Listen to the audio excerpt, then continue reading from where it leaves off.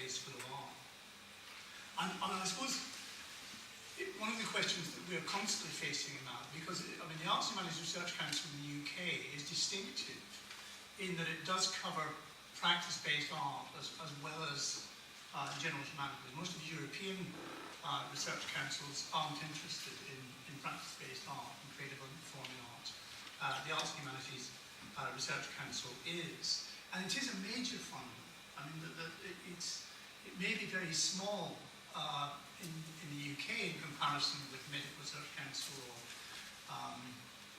the Science Research Councils, but compared with federal funding in the US, it's really quite big. So it is a big funder, and it is quite important. And it's constantly wrestling with that problem of the boundary between what we should be funding and what the Arts Council should be funding.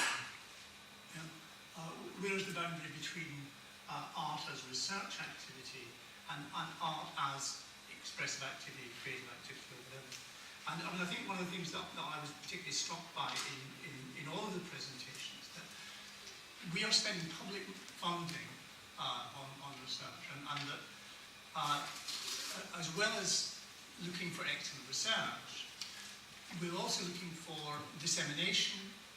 We're looking for, the key term at the moment is knowledge transfer, knowledge exchange, and we're looking for impact, we're looking for public impact. So in a sense, this project, insofar as it began life as a research project, is hitting a lot of these buttons, as far as I'm concerned.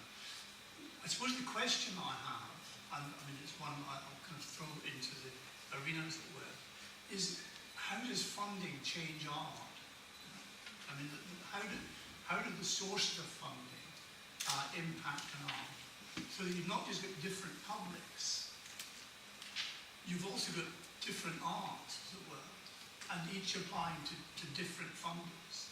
And that notion of who funds the art very often makes a difference to what the art actually is. The other set of questions I've got, which is one of the courses that I teach at Glasgow in Film and Television Studies, is a course on the historic avant-garde. And I haven't actually taught it for about 8 years, I think. And I was beginning to think, I'm teaching it next semester, I was beginning to think about what has changed. And Anne gave me homework to do for this event, and she recommended Grant Kessler's work, which I have been so far just skimming. But the notion of the dialogic in art seems to be a concept that has been in art for a long time. Since Bakhtin, we've had dialogic art, but I think it's actually taking on a new resonance now, and it is taking on the resonance not just of the dialogic as a property of artworks, but the dialogic as a relationship with publics.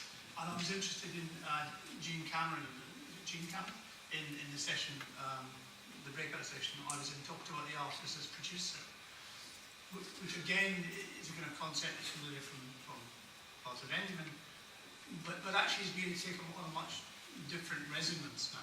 That the artist is actually a community liaison officer, is a project funder, and that kind of notion of the artist, which obviously took a very stable notion, is one of the things that's changed. So I'm really interested in that. I suppose one of the other questions I would throw out is the question of evaluation. What would bad public art look like? What kind I see a few smiles around the room. Yeah, well, I'm sure people can tell me. Yeah. But the terms of reference or evaluation, I think, are slipping.